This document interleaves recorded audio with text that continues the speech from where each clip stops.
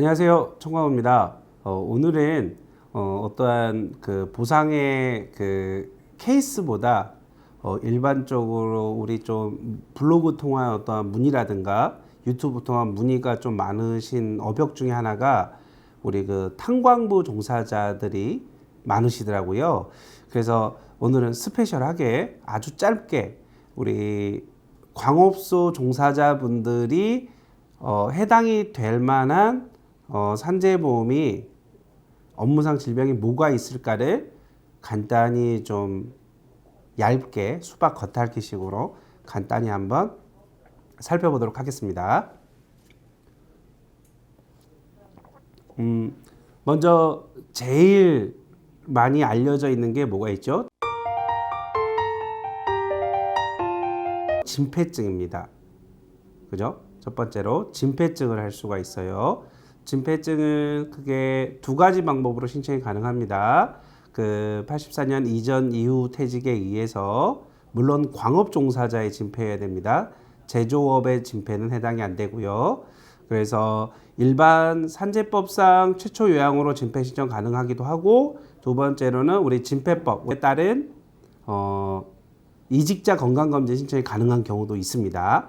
그래서 정리를 하자면 진폐증은 신청의 방법은 두 가지로 나뉜다. 산재법상 최초 요양 신청이 가능하기도 하고, 물론 일정한 요건이 갖춰준 자에 한해서는 진폐법상 이직자 건강검진 신청이 가능하다라는 내용이 있습니다. 자, 두 번째로 많이 하는 게 뭐가 있을까요? 이 진폐와 관련해서 뭐요? 유족보상 신청이 가능합니다. 즉 진폐 유족 사건이 있죠. 뭐 이거는 사실 뭐 일반적으로 진폐로 인한 사망이면은 인정을 해주는 게 맞죠. 물론 인정을 받기는 아주 어렵습니다. 아주 어렵고, 두 번째로 이제 이 진폐 유족의 경우에는 인정이 되었을 때도 국법이냐 신법이냐, 즉 연금이냐 일시금이냐에 따라서 아주 내용들이 많이 어려워졌어요. 2010년에 법이 개정되면서 많이 복잡해져 있습니다. 그래서 진폐 유족 사건이 있을 수 있고, 자, 세 번째로는 얼마 전에도 한번 살짝 말씀을 드렸었던 것 같은데요. COPD라는 게 있을 수 있어요. 자, 쉽게 얘기하면 진폐증의 경우에는 호흡곤란은 사실은 정상, 즉 F0에도 상관은 없어요. 다만 뭐에? 폐에 진폐 결절은 꼭 있어야 되죠. 그게 바로 13급이잖아요. 1형의 F0. 즉 진폐증은 폐 결절이 아주 중요합니다.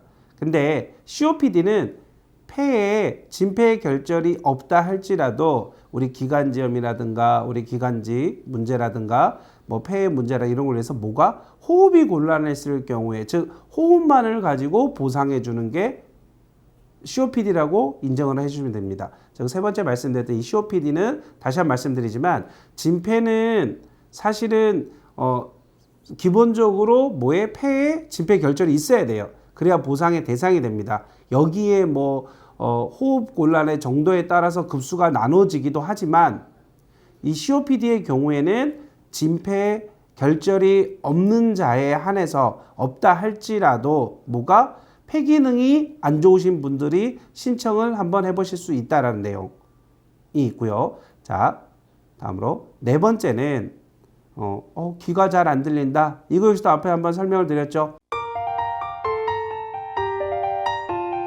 소음성 난청이 문제가 됩니다. 자, 소음성 난청은 근데 사실 조금 번거로워요. 왜냐면은 처음에 신청을 하기 위해서는 일반 이비인후과에서 3번의 검진을 받으셔야 돼요. 왜냐면 이게 그 귀가 안 들리는 내용을 그 장애 상태를 할 때는 한 번 검사해서 안 들린다가 아니고 원칙은 3번의 검사를 해서 육분법에 의해서 이걸 나누게 되어 있거든요.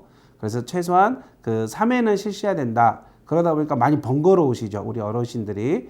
그리고 이거를 또 어디다가 근로복지공단에 접수를 했을 때 한번 소음성 난청으로 판단을 받을 필요가 있다 하면은 특진을 보내잖아요. 근데 특진 역시도 몇 번이요? 3번을 가셔야 돼요. 그러니까 상당히 많이 좀 번거롭습니다.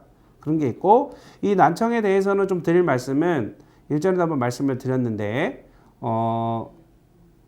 그 기존에는 작업장을 즉 탄광을 떠난 날로부터 3년이 지나면 신청을 못했지만 이제는 어떻게 됐다? 진단받은 날로부터다. 즉 소음 작업장을 떠난 지 20년이 됐다 할지라도 30년이 됐다 할지라도 내가 난청으로서 인정만 된다면 즉 소음성 난청의 상태에 해당이 된다라면은 소음성 난청을 장애보상을 신청해 보실 수 있다라고까지 말씀을 드렸고 다만 그러다 보니 연세 드신 분들이 많다. 60대는 물론이고 70대, 80대까지도 있더라. 근데 이 경우에는 과연 그 광업소 종사하실 때 시끄러운 소음에 의해서 즉 이렇게 귀가 난청이 생긴 건지 아니면은 일정 부분 우리 이제 이거를 노인성 난청이라고 하거든요. 즉 연세를 드심으로 나이가 들수록 귀가 안 좋아진 건지 구분이 힘들다. 그래서 이 부분은 어떻게 과연 분별을 할 거고 분리를 할 거고 따로 계산을 할 건지에 대해서 좀 어려움은 있다. 이제 이 말씀까지 드렸습니다. 그리고 이제 또 네 번째로 좀 다섯 번째인가요? 네, 해볼 만한 것은 뭐죠? 우리 이제 뭐 우리 레이노 증후군이라 그러잖아요. 그래서 청백증, 손이 너무 하얘요. 뭐 이렇게 손이 좀 저려요, 시려요. 찬물에 손만 대도 차가워요. 이런 부분. 이게 이제 주로 이제 차감을 하셨던 분들의 경우 그 진동에 의해서 우리 말초의 혈관이라든가 이제 신경 이런 부분의 손상으로 인한 질병이라고 생각하시면 됩니다. 이제 여기까지 말씀을 드렸고요. 여기서 이제 부록으로 말씀을 드리고 싶은 거는 첫 번째, 부록 첫 번째입니다. 아까 말씀드린 진폐 최초 있잖아요. 진폐 최초 신청을 했는데 안 됐습니다. 당신은 정상입니다. 의증임 됐을 때 이거 역시도 심사 청구, 재임사 청구, 더 나아가서 행정소송이 가능합니다. 그러니까 안 됐다 하고 너무 좀 절망하지 마시고 이게 일정 요건만 해당이 되면은 심사 청구도 한번 해볼 만합니다. 그리고 물론 뭐 제가 행정소송을 하진 않지만 행정소송까지도 뭐 가까운 변호사님들한테 상담을 받으셔서 행정소송으로도 진행해 볼 수 있다라는 내용. 부록 첫 번째였고요. 자, 부록 두 번째.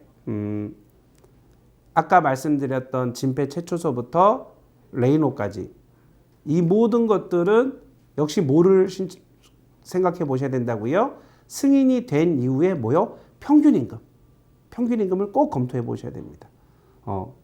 이제 이게 바로 평균임금 정정 사건으로 발전될 수도 있다라는 말씀을 드리고 마치도록 하겠습니다. 고맙습니다.